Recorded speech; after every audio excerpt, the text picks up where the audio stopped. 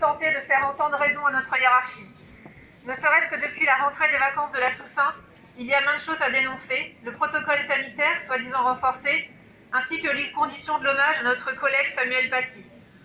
Sur les conditions de l'hommage, justement, à notre collègue sauvagement assassiné pour avoir fait juste son travail. Quelle honte, alors que l'organisation de cette journée a fait l'objet de 2 réunions avec les organisations syndicales durant les congés, alors que tous les personnels apprennent le déroulement soit par voie syndicale, soit par les médias, Monsieur le ministre décide unilatéralement et sans explication de modifier le planning. Pas de temps pour échanger entre les personnels, temps pourtant essentiel pour discuter de cette tragédie, et un moment d'échange avec les élèves réduit à peau de chagrin. Ces changements de dernière minute montrent encore une fois la précipitation, l'amateurisme, le mépris du dialogue social et en aucune manière la bienveillance de l'institution envers les personnels de l'éducation nationale. On ne peut pas dire qu'on se sente choyé, le pas de vague a encore de beaux jours devant lui. Notre travail devra se poursuivre au-delà de la journée de lundi dernier, continuer à transmettre certaines valeurs, dont celle de la liberté d'expression, à éveiller l'esprit critique, y compris en abordant certains thèmes sensibles, restera notre fil conducteur.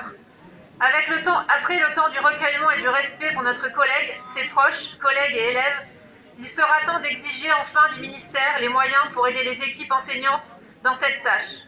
Développer l'éducation aux médias afin de déconstruire les préjugés véhiculés, en particulier par les réseaux sociaux, revoir certains programmes, que dire des multiples réformes où les heures d'histoire-géographie ENC ont considérablement diminué. Le ministre a alors beau jeu de déclarer dans les médias que les heures d'ONC vont être augmentées, mais aussi investir massivement dans un système éducatif à bout de souffle qui perpétue de plus en plus les inégalités. Il faudra aussi exiger que l'administration, à tous ses échelons, apporte son soutien plein et entier aux enseignants. Enfin, sur le protocole sanitaire soi-disant renforcé dans les établissements, qui était censé rentrer en vigueur hier. Il paraît que ce protocole était prêt depuis juillet. Pourquoi ne pas l'avoir publié dès la fin de l'allocution présidentielle dans ce cas? En quoi est-il renforcé? Car à part imposer le masque dès 6 ans, anxiogène et difficile à faire respecter, unique réponse de l'institution face à des classes trop chargées, tout le reste est soit pas nouveau, soit optionnel.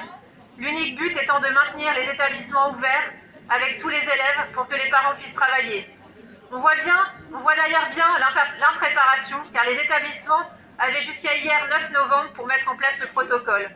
Aucune anticipation de la part de notre ministère pour permettre des effectifs allégés en classe. Toutes les propositions syndicales dans ce sens ont été balayées d'un revers de main.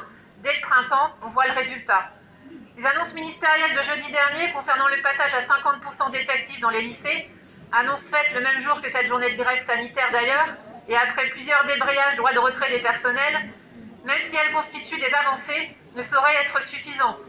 Aucune annonce par contre pour les écoles primaires et les collèges. Nous réaffirmons que notre employeur, le ministère de l'Éducation nationale, est dans la loi le garant de notre santé morale et physique, et à ce titre, que les conditions d'accueil pour les élèves et les personnels dans les établissements scolaires du premier et du second degré et de travail pour nos collègues administratifs doivent être revues afin de garantir une sécurité sanitaire optimale pour tous et toutes. Merci.